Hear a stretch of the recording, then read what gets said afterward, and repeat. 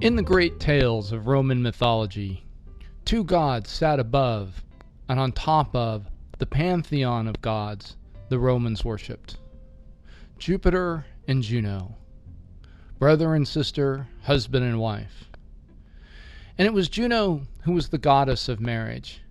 And ironically, she had the misfortune to marry perhaps the most philandering of the gods, her husband Jupiter. Throughout the mythological stories, over and over again, we see Juno attempting to see through, look through, peer through her husband's subterfuge in order to catch him and prevent his wandering eye. And in one such story, Jupiter, knowing his wife's predilection to try to find out his indiscretions, bathes himself, clothes himself in clouds so that he may go unseen. But what he doesn't know is his wife has another trick up her sleeves. She has the ability, when she comes to find him, to peer through those clouds. And so, again, as she always seems to do, she catches his infidelity and punishes his lover and child. And this is a metaphor for us today. In this episode, we're going to take a look at another great scientific accomplishment, once again done from NASA. And this time, we're going to look at how the Juno probe came to be in orbit around Jupiter and the science that it will do that we hope will uncover the inner workings of that great planet. And so stay with us as we go forward and we look at the journey of another great craft, guided by another set of great navigators. Hello, and welcome to the Scientific Odyssey.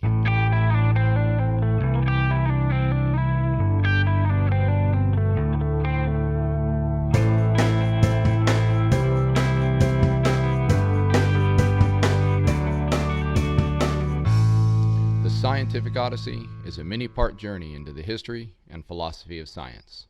My name is Chad Davies, and I'm the writer, host, and producer of the podcast, where we consider the ideas, processes, and results of over 2,500 years of scientific inquiry and discovery.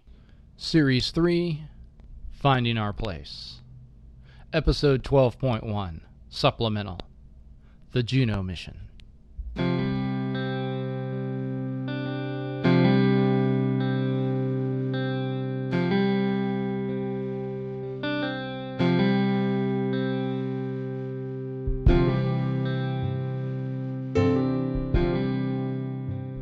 Well, welcome to another edition of one of our unscripted episodes here at the Scientific Odyssey.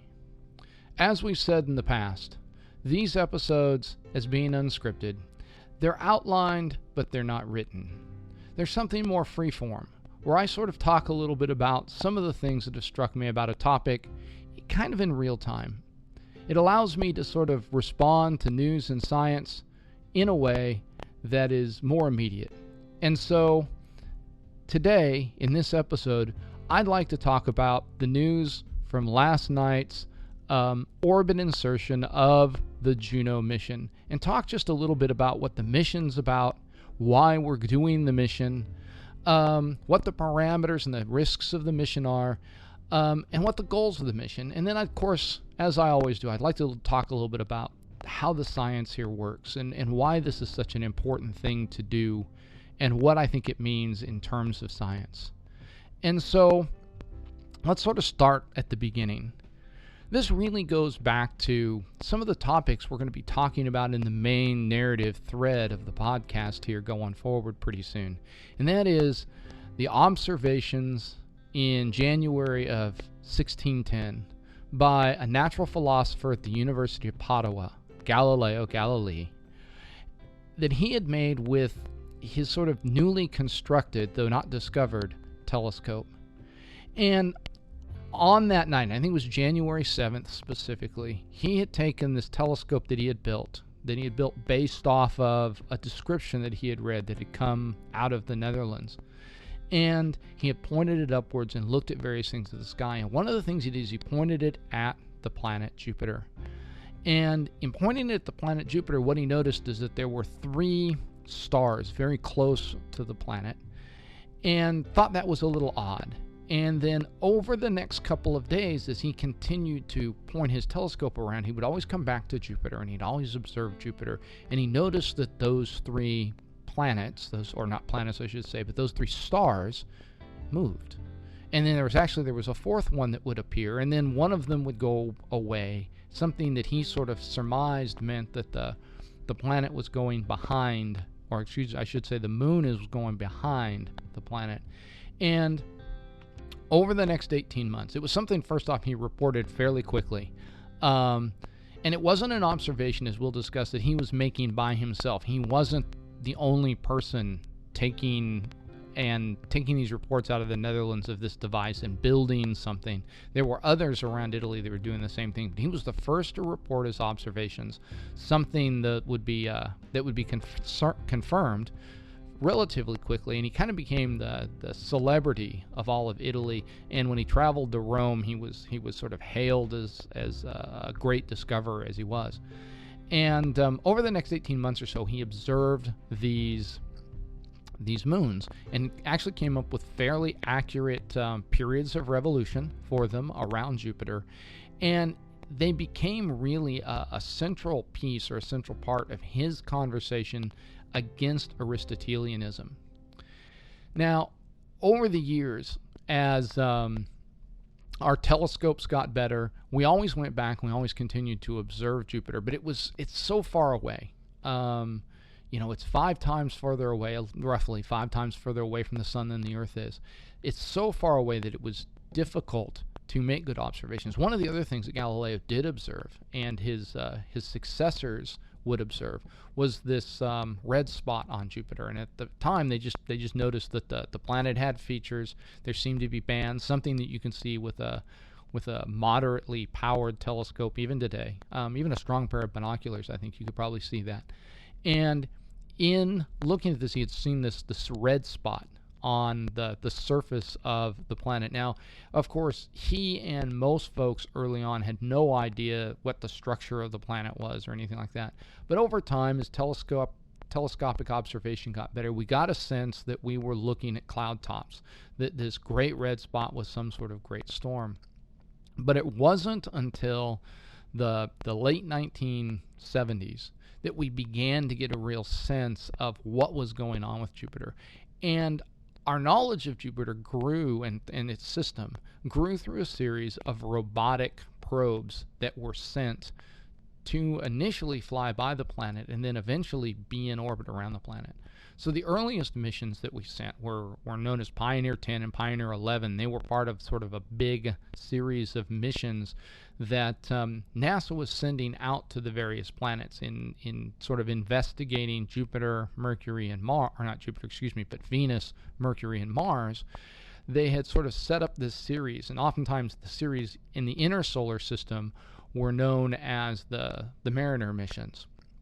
But when they decided to send 2 spacecraft out to Jupiter, they changed them because these spacecraft, because of limitations on launch capacity and all of that, were really going to go out, and they were proof of concept missions. They were missions sent out to see if we could actually get something that far out into the solar system, and if we could get something that far out into the solar system, what could it maybe do? What would it encounter? And so these 2 probes were sent out to just sort of test the waters, as it were, these 2 pioneer missions. And what they found out just really shocked a lot of folks. They had a variety of different scientific instruments on them. Most importantly, they had magnetometers on them. And they were the first to actually discover Jupiter's massive magnetic field. In fact, the magnetic field was so strong that, if I remember something that I read correctly, it actually almost knocked out the Pioneer 10 probe, because they actually didn't put the computers to sleep as it crossed over the bow shock. They hadn't done any shielding for the electronics, and so as it went across, it almost caused all of that to shut down. Pioneer 11, I think they managed to deal with that.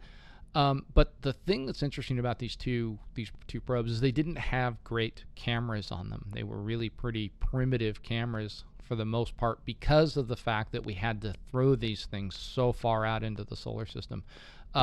They couldn't have the heavier cameras that were going on some of the other missions. And there were issues with, how much power things were going to use and all of that.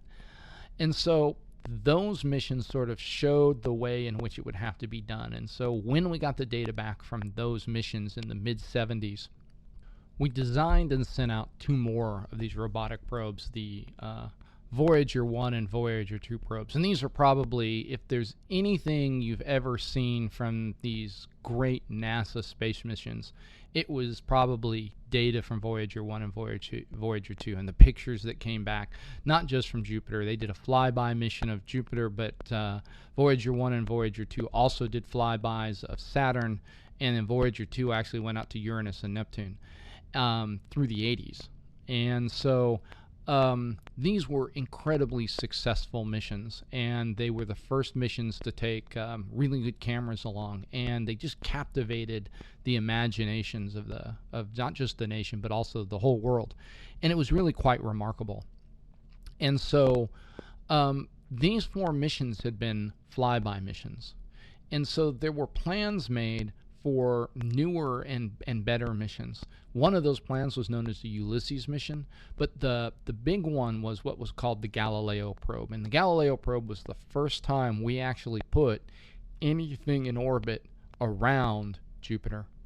And Galileo was put in orbit around Jupiter. It was put in a fairly durable orbit. It had ambitious science goals. But one of the things that's really interesting about Galileo is Galileo was what you might call a safer mission. Galileo was put into an orbit around Jupiter. Its orbital dynamics were done in such a way that it never got very close to Jupiter. And we'll talk about why that was so important and why that was so necessary at the time here in just a moment. But the Galileo probe did a lot of great work, and it actually gave us the first really, really good data on a lot of Jupiter's moons. Gave us information so that we could do things like figure out what the compositions of these moons are.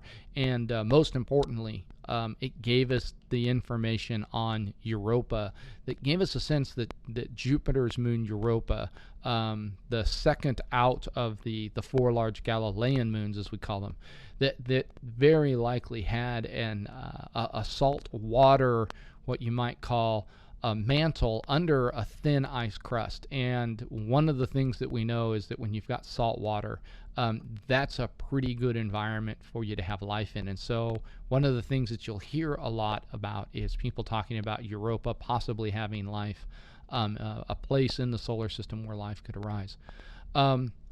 At the end of the Galileo missions, there have been 2 other missions that have flown by on their way to other places. So one was the Cassini mission. The Cassini mission was a mission sent to Saturn basically to do exactly what Galileo had done at Jupiter, which is go into a long-term durable orbit. It's actually still taking data and will be until 2017, if I remember what I saw correctly. As it went by, it took probably the best images ever taken of Jupiter, the planet. And it also took some data as it went by, but it got just beautiful, beautiful images of the cloud tops and the cloud structures because of its really high-resolution optics. Something that, as we've gone with each additional spacecraft, our optics capacity have gotten better as our electronics have gotten better, and we've miniaturized these cameras so much. Well, the last probe that went by was the New Horizons probe. This is the one that went out to Pluto and last year brought back such incredible images of the minor planet Pluto, and is going to continue to do science in the Kuiper Belt. In fact, NASA announced, I believe it was yesterday or the day before yesterday, the funding has been approved to continue that mission onto another object in the Kuiper Belt, another largish sort of thing out there that's never been imaged before. And so that's a pretty exciting development. But one of the questions then that comes up is, why do we need to send something else to Jupiter? Why is it when we've sent all this stuff past Jupiter, put Galileo in orbit around Jupiter, and I should say we didn't put Galileo the person, we put Galileo the craft in orbit around Jupiter. You probably knew that, but just to be clear. Why do we need to have a JUNO mission? Well, it has to do with how you do science, and this is what's just really, really interesting. When we sent the Galileo mission, we knew that Jupiter had this massive magnetic field. Now, any planet with a magnetic field has the ability to take charged particles and accelerate them up. And those particles can come from a lot of sources on Earth, and most of them come from the solar wind, gets trapped in the Earth's magnetic field, and that creates these zones that we call the Van Allen belts. And in these Van Allen belts, as these charged particles, electrons and protons, move around, they produce an enormous level of radiation. And the magnetic field has the ability to speed these particles up to really, really high velocities.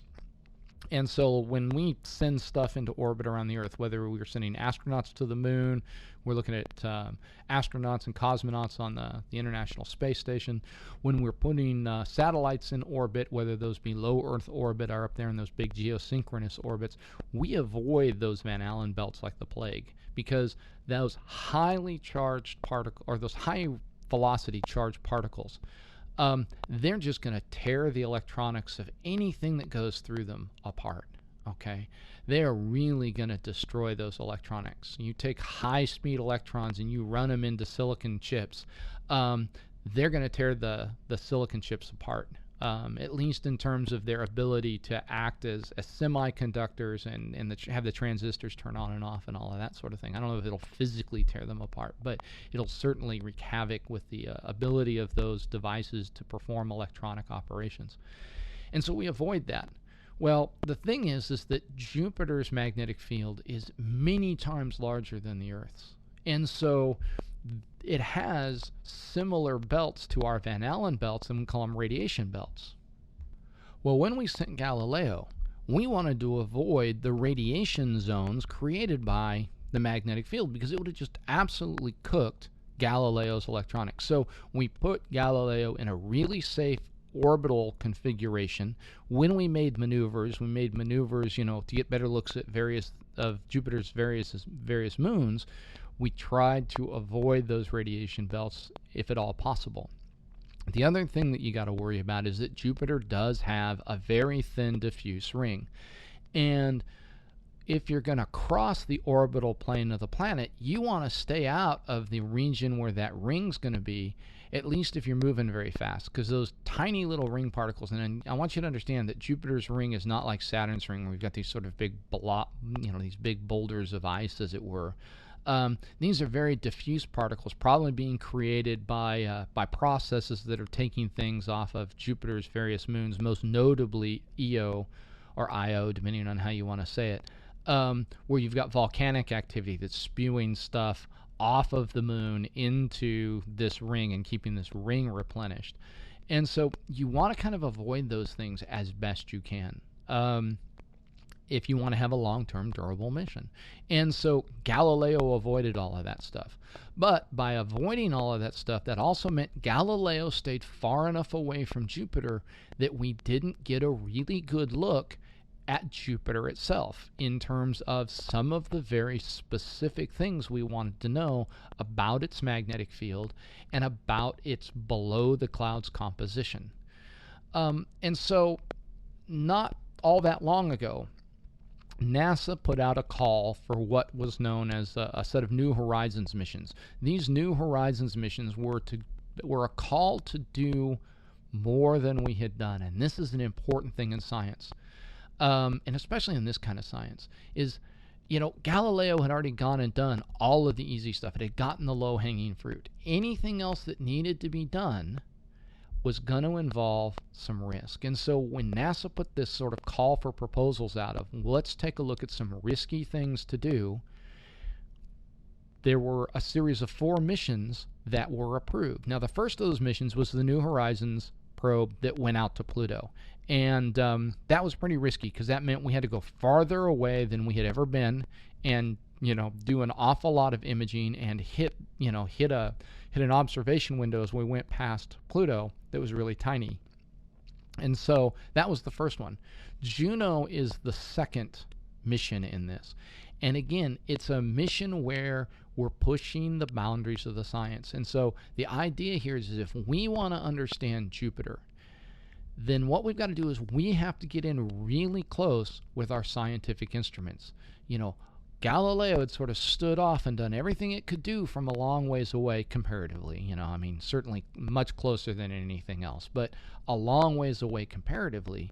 But that doesn't allow us to get a good look at Jupiter. So the JUNO mission was sort of conceived as a way to get in very, very close to Jupiter and yet still try to avoid these radiation zones. So to do that, what you've got to do is you've got to get in fairly close to the planet. In other words, you know, just like on Earth with our Van Allen belts, the Van Allen belts don't come all the way down to the top of our atmosphere. There's a space between sort of the top of our atmosphere and the sort of the radius further out at which these Van Allen belts exist.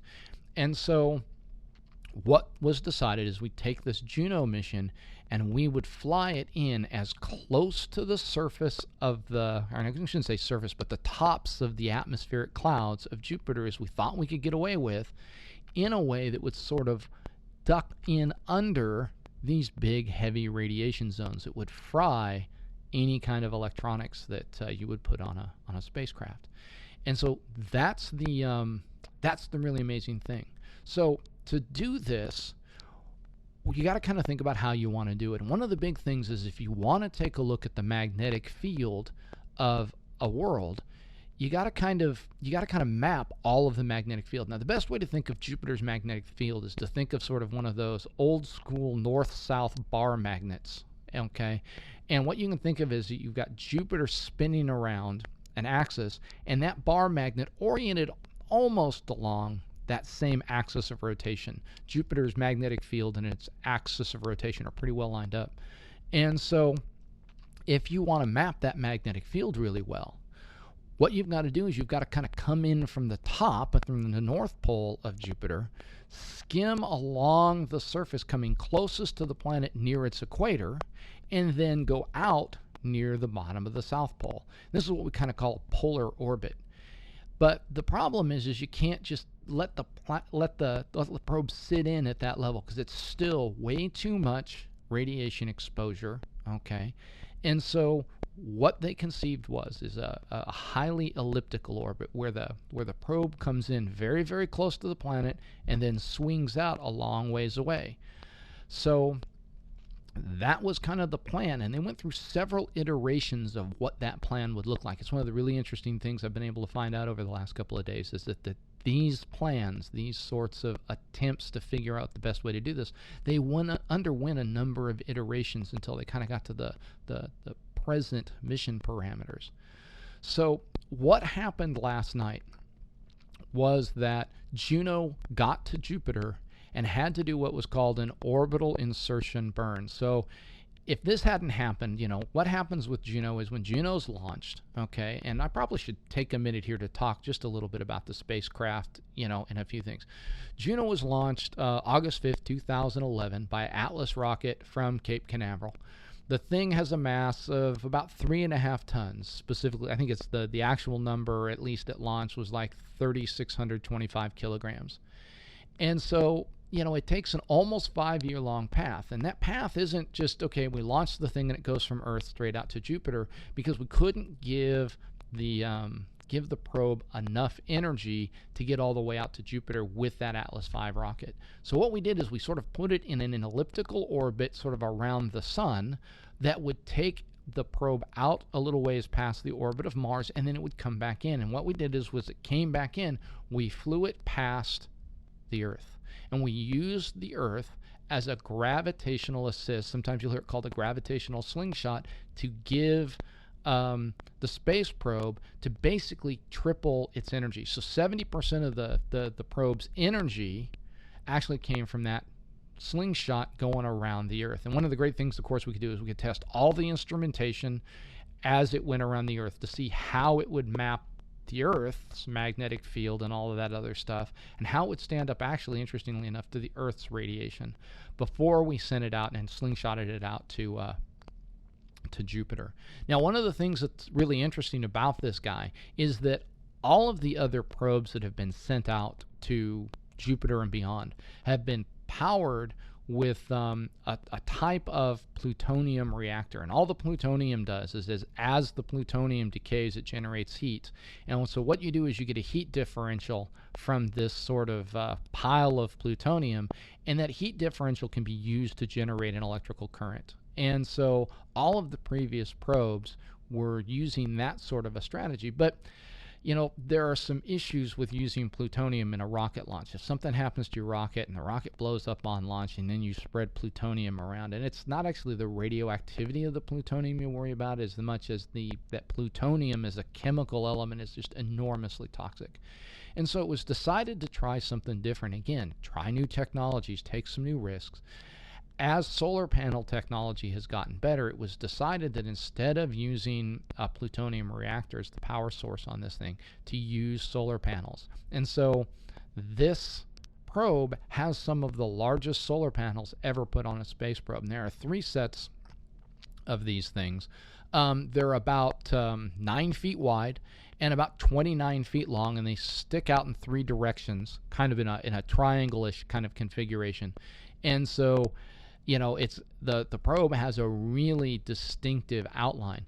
To give you a sense of the size of that, what you would do is if you wanted to sort of get a sense of how big the probe with the deployed solar panels are, you probably can think of it sitting in a basketball court.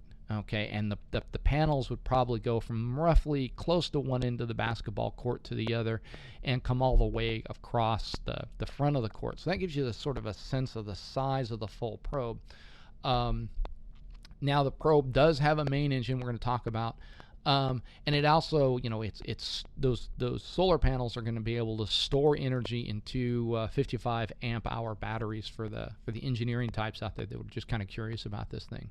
So anyway, as this probe goes zooming out to Jupiter, of course, it's on an orbit that will take it on a flyby of Jupiter. In other words, it's not what we call in a captured orbit. Okay, and so what you've got to do is you've got to slow the probe down. You've got to scrub some of that speed. And so that's where this main engine becomes important. And the main engine can provide about 645 newtons, which is around 140 pounds of thrust. And so what you can do is you can use that main engine to slow the probe down.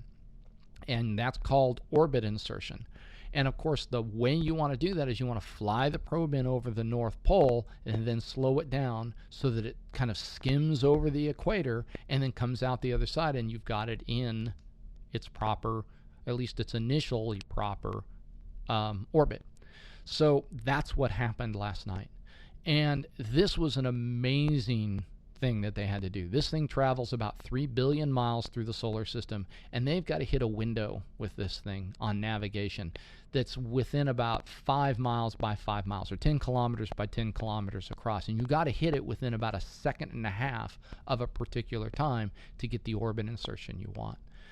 The big thing, too, is this is the first time everything's going to fly through all of what I call the danger zones of this mission. It's got to see if it's going to fly below the 2 radiation belts, at least the radiation belts of highest intensity. That doesn't mean you miss them altogether. You're just not going through the highest intensity belts. And then you've also got to go through that ring plane. And what they've tried to do, the hope was, when they planned this thing, and what all the models suggested, is that the density of ring particles near the surface wasn't going to be as bad. Okay, it wasn't going to be as high, but as fast as this thing was going, and it's going like 53 kilometers a second when it gets there. Okay, as fast as the probe is going at 53 kilometers a second, it doesn't take a whole lot to punch a hole in part of the spacecraft if you hit something. Okay, and the thing doesn't have to be very big. In one of the press conferences yesterday, one of the mission scientists was talking about if you've got something that's, say, micron sized. Okay, so that's, a micron is about 1/10 or 100th of the width of a human hair. If you've got something that small that hits the engine nozzle, it's actually going to damage the engine nozzle badly enough that you could actually have, during the burn, the engine itself burn through its own nozzle because of the fact that this thing has torn the coating off and punched maybe through that bell. So that was a real issue as this thing was going through. You've got 2 radiation zones that can provide ionizing radiation. We'll talk about that in a minute. that can damage your electronics, and then you've got to fly through this. And so this was really a risky maneuver.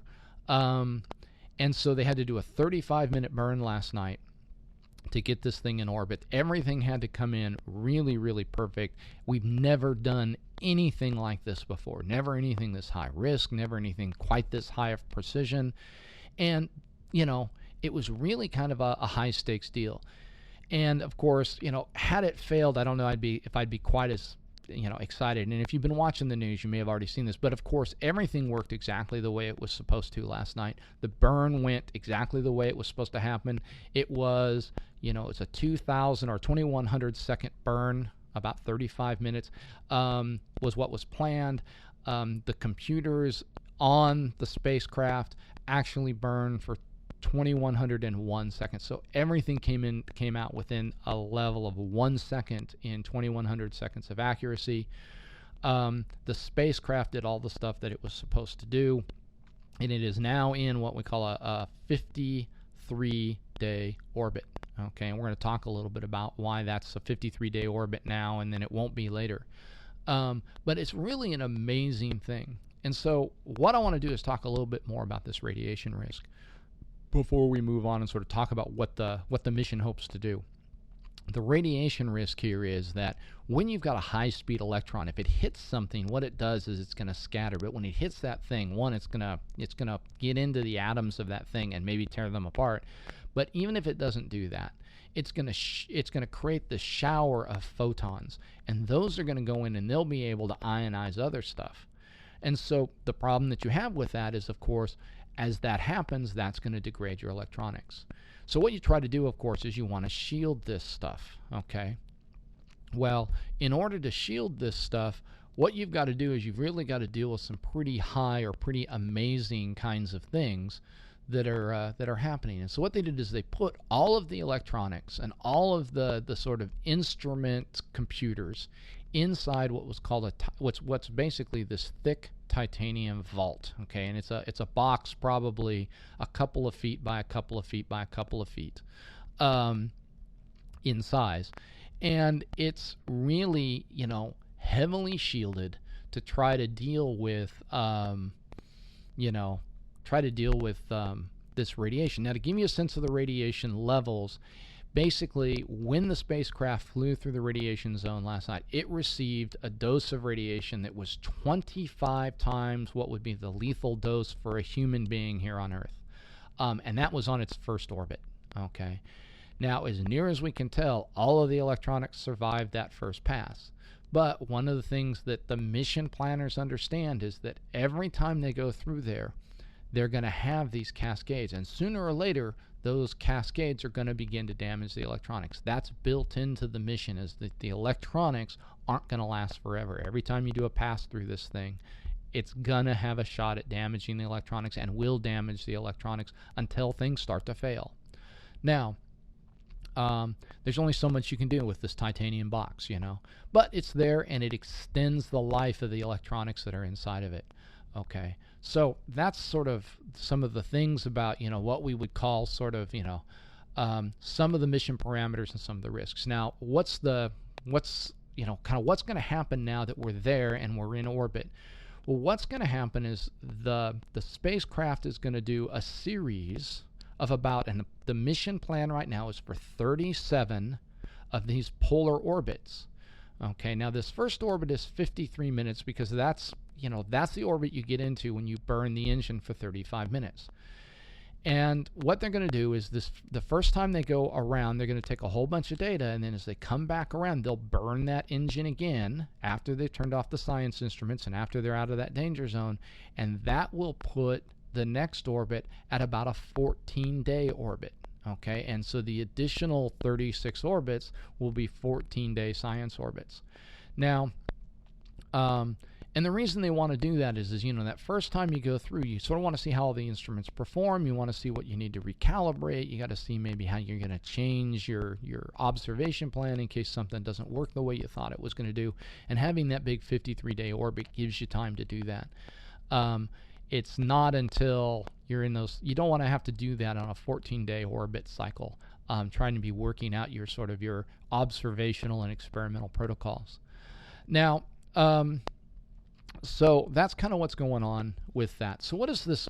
What is it we're trying to do here with this spacecraft? Well, what we're trying to do here is we're trying to understand Jupiter's insides. Every time we've looked at Jupiter, what we've had to do is we've had to look at these cloud tops, or we've looked at the moons of Jupiter, and it's hard to see below these cloud tops. So what the probe is designed to do is look below those cloud tops, which is of course something you cannot do with regular visible cameras. And so there's a whole array of instruments, and I'm going to kind of go through a few of these here. It's a whole array of instruments there on the spacecraft that are going to sort of look at a variety of things that we can't look at with our regular telescopes, with our regular visible light eyes kind of thing, to give us a better sense of what's going on. So I think the thing is that we can sort of classify these instruments into two broad groups.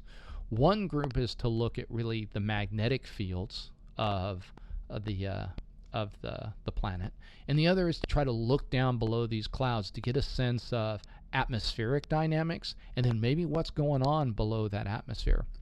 So when you talk about Jupiter, sort of all of the models, you go to an astronomy textbook and you say, okay, what's the structure of Jupiter? The picture they always sort of show you is that they say, okay, there's some sort of a, maybe we think what we call a heavy element inner core, stuff that's made of, rocks and that kind of thing, stuff that we might see here on Earth. And the models seem to suggest it's probably 8 to 10 times the size of our Earth, or at least mass of our Earth, I should say.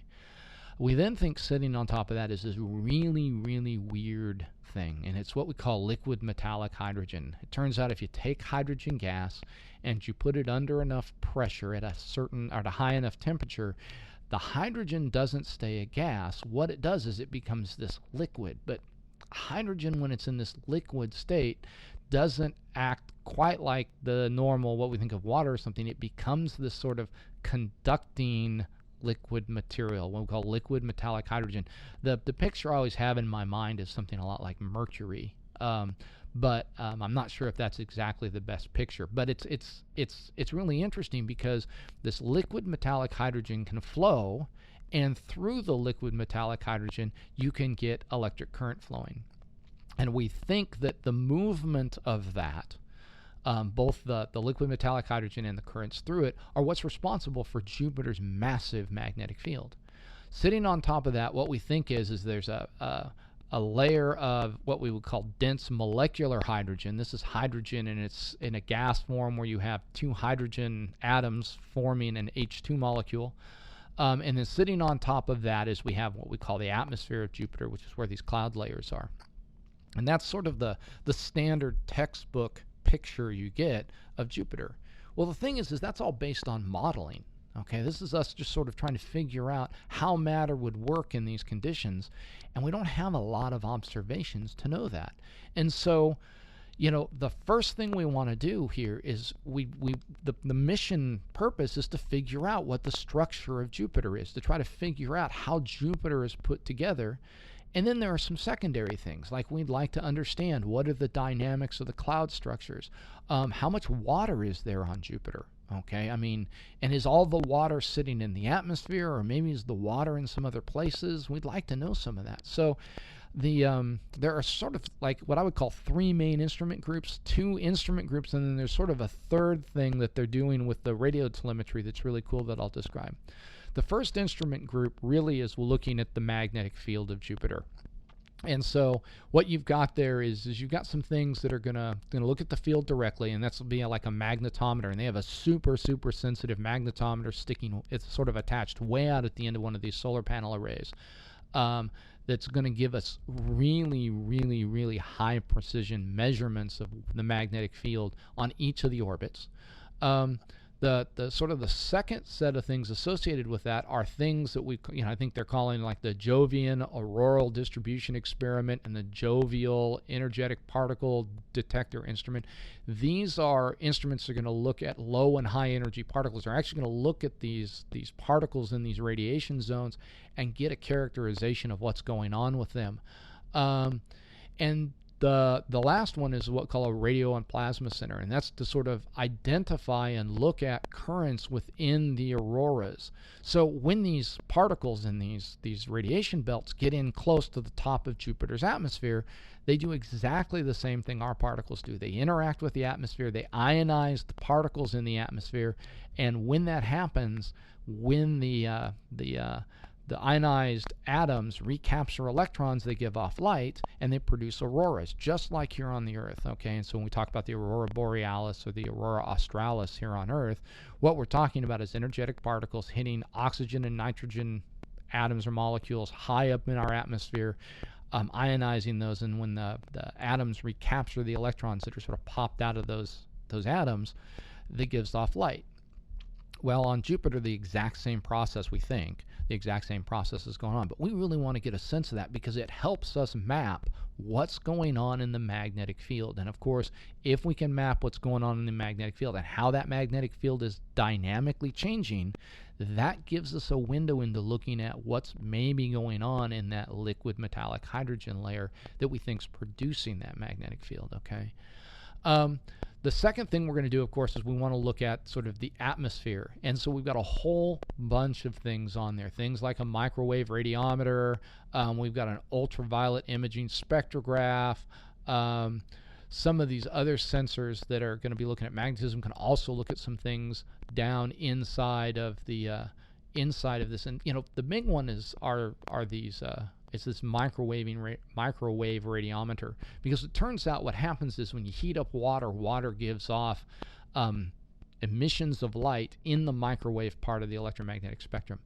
It's the opposite process of what's going on in your microwave oven, where you produce microwaves that cause water molecules in your food to wiggle, which heats up your food. This is the other thing. You've got water molecules wiggling because of processes of heating inside of the planet itself, and they're giving off microwaves. And so what this will allow us to do is get a sense of, one, where the water is, but then we can also look at sort of some of the currents going on in this atmosphere. All in all, the purpose of all of this stuff is for us to get a better sense of the structure and the dynamics of this world that's so far out there.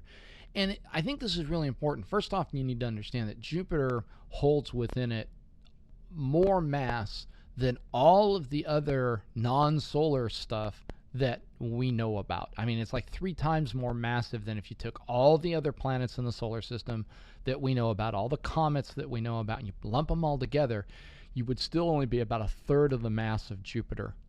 And so Jupiter is really an important thing to understand, so we can understand how solar system formation took place. But it's also sort of it's a laboratory for high magnetic field research. It's this huge, we think, it's this huge dynamo. And so understanding that is going to give us a lot of real deep insights into the physics of magnetism.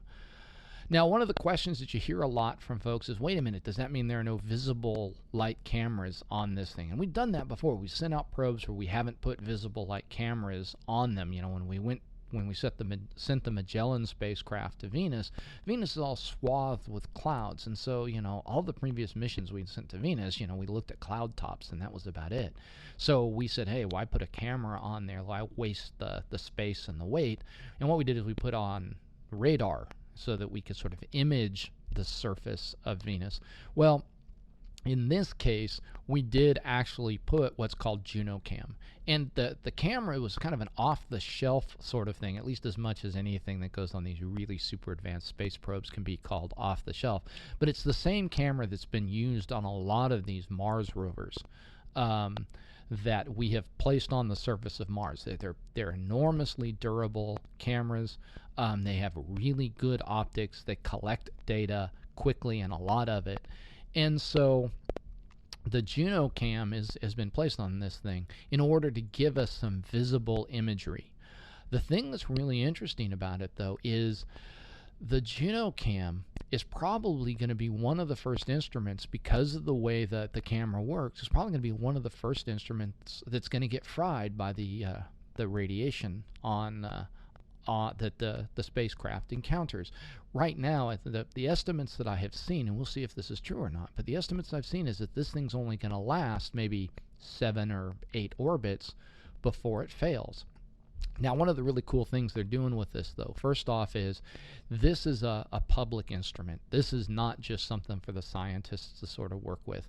And so NASA's making the instrument available to the general public. First off, there's going to be what'll happen is there'll be a series of sort of targets that'll be, sort of posted on an online website out on the NASA website.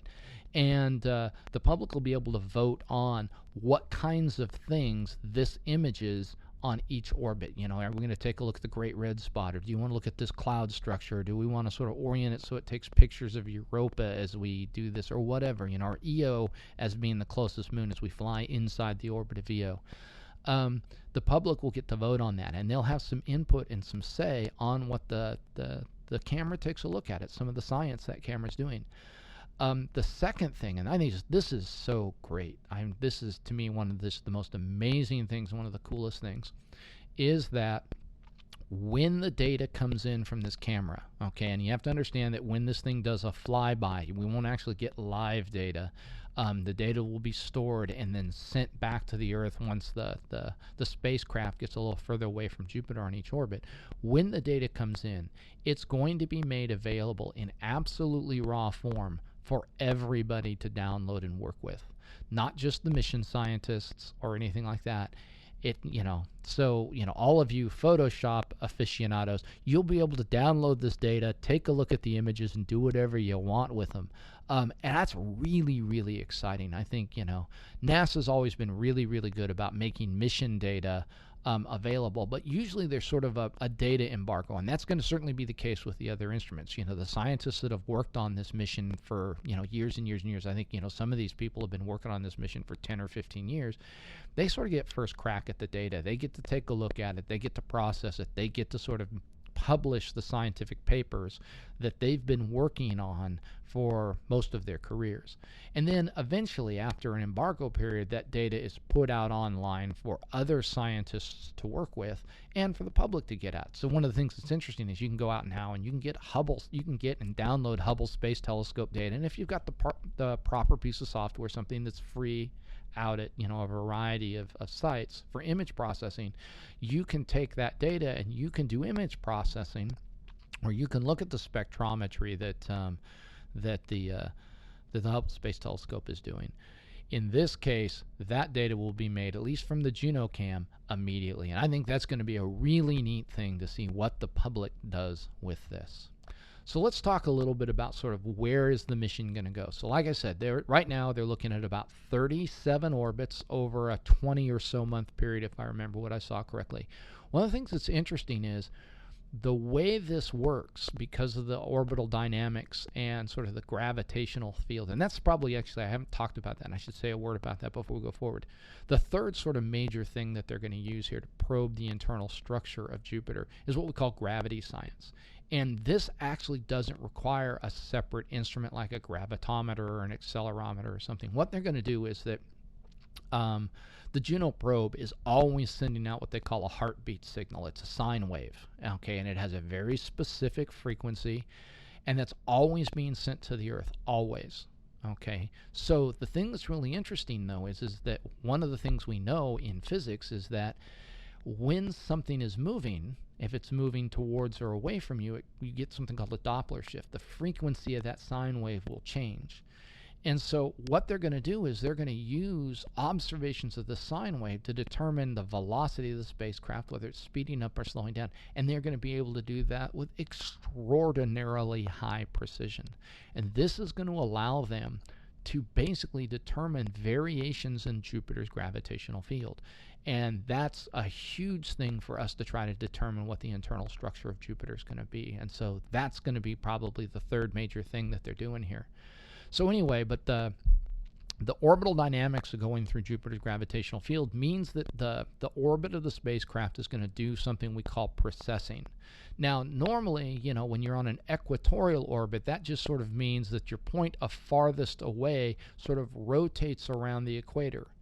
of the planet. Well, in this case, what it's going to do is that point of farthest away, and thus the point of closest approach, is going to rotate from the equator up towards the North Pole.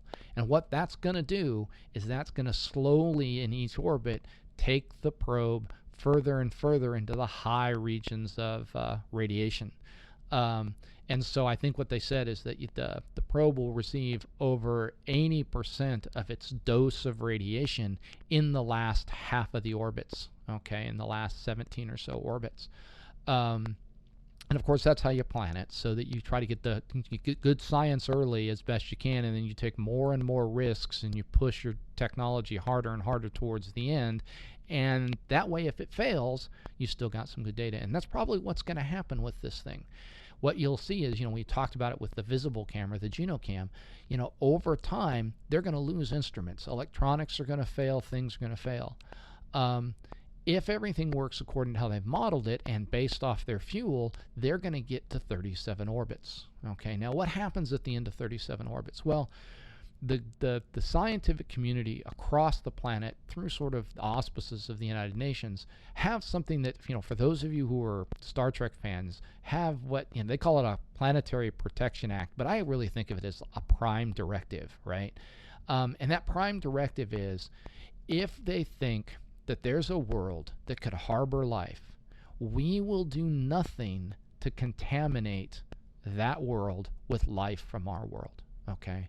That's a huge deal. And so, the preparation of the spacecraft and how much work was done to keep it clean, and in the transportation systems and all of that, are amazing. It's amazing how hardy, as one person said, it's like crazy hardy how hard life is, how resilient life is from the Earth when we take it to space. We're always finding stuff on the International Space Station that we go, wait, this is living stuff on the outside of the International Space Station, and the way it gets there is, of course, you've got human beings inside the space station. They're handling the outsides of the spacesuits. They get into the spacesuits. They go out onto the outside to do things to the International Space Station.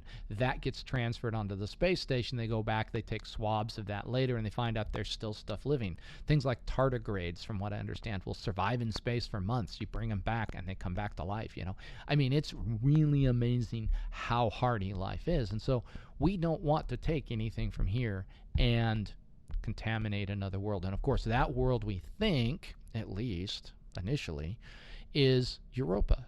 And so one of the big issues is that we don't want to contaminate Europa with anything coming off the spacecraft. And so what's going to happen is, at the end of its mission, the spacecraft will be what they call deorbited, which basically means it'll be, using the last of its fuel, it'll be redirected into the surface of into the atmosphere of the planet. And the hope there is that, we'll be able to get some data as we go into this atmosphere. Now, one of the things that's going to make that hard is, basically, once we get into the atmosphere, the spacecraft begins to act aerodynamically, and you've got 60 square meters of solar panels. They're going to act like great big old sails, and so any turbulence is going to buffet the spacecraft, and it's going to be kind of hard for us to get any really good imaging or data back once we get very far into there. But the hope is maybe some of the other things that we've got on there, we'll be able to get some data, and we'll be able to get it sent out before things get too bad. 37 orbits, and that is, it's dependent on two things. One is, how long will the electronics stand up, okay? And then secondly, how much fuel there is. And so, that's sort of the mission goal. If they've got more fuel, they'll go a little longer. If the electronics start to fail, they may terminate the mission earlier, because they're not sure they would have the navigational ability to send this thing into the atmosphere. One of the other, and kind of the final thing I want to maybe say about this, is when we want to talk about sending probes and missions to Europa, one of the problems with doing that is Europa sits in these radiation zones. Its orbit goes through these zones of very high radiation. And so, I think there was a movie not too long ago that came out that showed us sending astronauts going to Europa and then bringing, discovering some horrible critter or bringing back some horrible critter.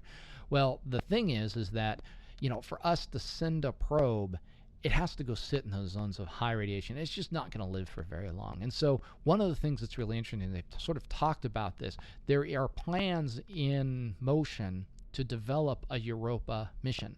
So the scientists from that mission that's very much in the planning stages, they're not building anything yet. They're just sort of sketching stuff out and doing the engineering sort of design. They're going to look over the shoulders of the JUNO mission and see what these guys learned so that they can incorporate it into their probe design and their mission parameters for a mission to Europa down the road. Now, of course, that'll be entirely a robotic mission, and what they're really beginning to sort of recognize is it will not be something we put into orbit around Europa. It will be something that will have to do numerous Europa flybys, maybe much like we're doing now with the JUNO space probe. So as we get towards the end of the episode here, I think that just, it was really great to stay up last night. Tell you what kind of geek I am, right? I stayed up until like 1:30 in the morning here on the East Coast watching the information come back from Jet Propulsion Laboratory. And I'm just always amazed at the level of engineering and precision that goes into these space missions. I mean, it's just absolutely phenomenal what they were able to do on this first insertion orbit. I mean, they skimmed less than 4,500 kilometers above the cloud tops at Jupiter, and that's a stunningly close flyby for a world that large. Again, they were going 53 kilometers a second as they went in there. Now, we won't see any science from this, any real direct science, until the first science orbit takes place, and that's going to happen, I guess, on August 27th at the end of this 53-day orbit. Again, the spacecraft has to survive that orbit, but there's a pretty good chance that, again, it's going to survive just fine. The hard thing was getting it into these orbits, and now it's sort of on an orbital dynamic that will allow us to continue to do science as long as the electronics will continue. And then the second thing is just, this is got to be just, this is a high-risk mission. These are conditions that are so amazingly extreme. And so the scientists and engineers have used so much creativity and so much ingenuity to figure out how to do what they need to do to get the science done. And I think that's just really an amazing thing. The other probe missions, especially Galileo, they'd already done the low-hanging stuff. And so you've got to think outside of that box if you want to do new science. And that's what these guys have done. They've really done something remarkable. And so I don't know about you, but I'm really looking forward to seeing what happens here in about 53 days and seeing what they find out about the planet. I know it's probably going to be, if it's like everything else, here in about a year, I'm going to have to sit down and rewrite all the notes from my astronomy classes for the section where I talk about Jupiter, because we're going to discover things we had no idea about. We're going to discover, how that great red spot happens and, what's driving that. We've got some ideas and some models, but we just, we're really shooting in the dark there. We need a lot more data. Get a sense of what's going on with the magnetic field there and see if it can tell us anything about what's creating Earth's magnetic field here, because there's a lot of question about that as well. And so that's going to be really, really exciting. So anyway, I would encourage you to sort of keep track. You can go out there. If you're on Twitter, it's at NASA Juno. You can certainly go to the NASA website and sort of just keep track of this. I think this is really neat, especially as we go through our narrative where we're going to sort of pick up and get to what Galileo does. I think this will be a neat thing to sort of follow along with that, to see, the science that was done around Jupiter in 1610 versus the science that's now being done, 406 years later here in 2016. So anyway, thanks for taking the time to listen. I hope you're as excited about this as I am, and until next time, full sails on your journey.